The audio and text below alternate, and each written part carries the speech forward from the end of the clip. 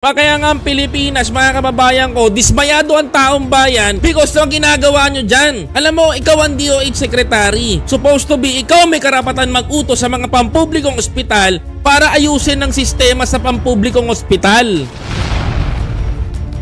Diba? Yung tabako, yung vape, kaya nyong asikasuhin. Kaya nyong magpa-presscon. Pero yung pag-ayos ng sistema ng ospital, hindi nyo kayang asikasuhin?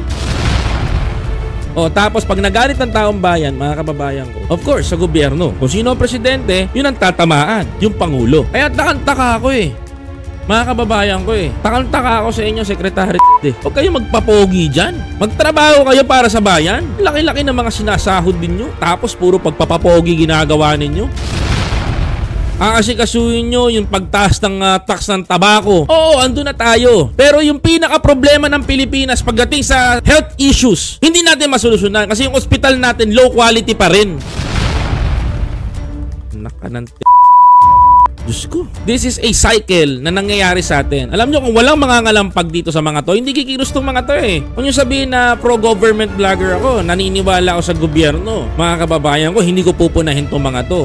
Kung kailangan ko punahin itong mga to, pupunahin ko itong mga to. Now, tell me kung bayad ako. Ako nga, wala akong mga to Di ba? Kung ako funded ng gobyerno, pupurihin ko itong mga to. Pero hindi, mga kababayan